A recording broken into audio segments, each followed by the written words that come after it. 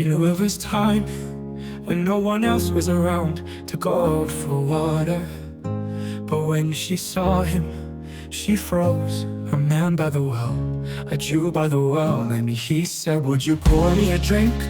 Pour me a drink. If you knew the gift of God, if you knew who it is asking for a drink. How can you ask? The Jews aren't supposed to be with us. You've no bucket, the well is deep, and none greater than Jacob who gave it to us. How can you give me living water, better than the water of Jacob? And he said, if you drink of this water, you'll thirst again.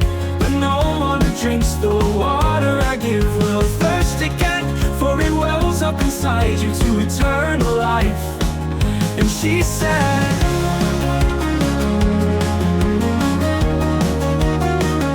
he said,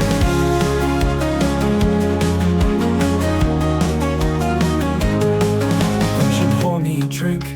Pour me a drink if you knew the gift of God, if you knew who it is asking. Pour me a drink. How can you ask? The Jew by the well, and he said, would you pour me a drink? Pour me a drink if you knew the gift of God, if you knew who it is asking for a drink.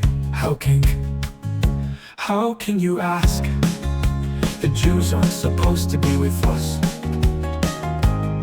You've no bucket, the well is deep, and none greater than Jacob who gave it to us. How can you give me living water, better than the water of Jacob? And he said, if you drink of this water, you'll thirst again. But no one who drinks the water I give will thirst again, for it wells up inside you to eternal life. How can you ask? The Jews aren't supposed to be with us. You've no bucket, the well is deep, and none greater than Jacob who gave it to us. How can you give me living water, better than the water of Jacob? And he said, if you drink of this water, you'll thirst again. But no one who drinks the water I give will thirst again, for it wells up inside you to eternal life. And she said, sir, I've no husband.